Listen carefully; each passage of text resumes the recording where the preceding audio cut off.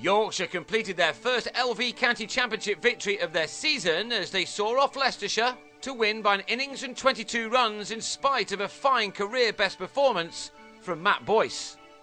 After a truncated third day, Leicestershire resumed on 102 for 3 in their second innings, still requiring 229 runs to avoid the innings defeat. They had been 14 for 3 and had recovered thanks to a solid partnership between Boyce and Josh Cobb. The two continued to frustrate the Yorkshire attack for the first hour as they threatened to be able to save this game. Both batsmen began the day in the 40s and both completed their half-centuries, as this shot also brought up the 100 partnership. The visitors knew that they really had to bat for the whole day in order to save this match, having followed on 331 runs behind, and to that end things were going pretty well, as Cobb looked untroubled in taking his stand with Boyce to 128.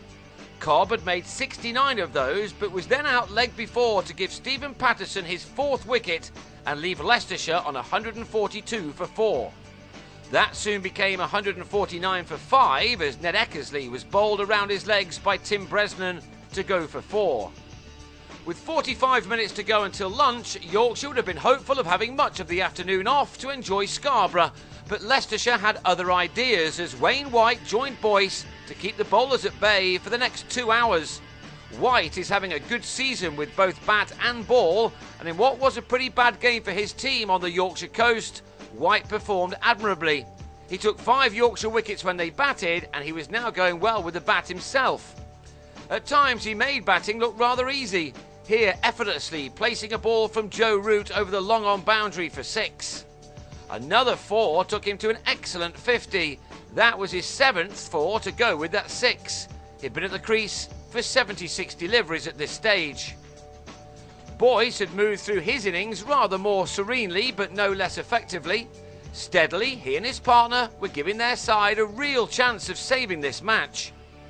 Boyce had survived long enough here to be facing the second new ball, which he turned to the fine leg boundary to bring up just the 400 of his first-class career. It was a fine knock, which had occupied 250 deliveries. And he now had his highest ever score in his sights. That was made against Gloucestershire last season when he struck 119. More importantly, with his side now into the second half of the day, was a chance to bat out for an extraordinary draw. This stroke did take him to his career best. The clock was reading 10 to 3 with Leicestershire on 282 for 5, now only 49 runs behind. That draw was looking more likely until Anthony McGrath, who had a superb game, grabbed onto a firm drive from White off his own bowling. White had gone for 67 to end a stand of 133, and as so often happens, his partner Boyce fell in the next over. On 122, he played a delivery from Ryan Sidebottom back onto his stumps. The atmosphere had changed in a flash, and next ball Yorkshire sensed the victory as Sidebottom trapped Robbie Joseph in front. And the former England man was mighty close to a hat-trick, this delivery just missing everything. Leicestershire, who'd battled so hard for the best part of 2 sessions, then folded. Nadeem Malik was bang in front to Adil Rashid, and a 5th wicket fell in the space of 11 overs when Patterson completed his 5-wicket haul by having Claude Henderson held by Gary Ballance.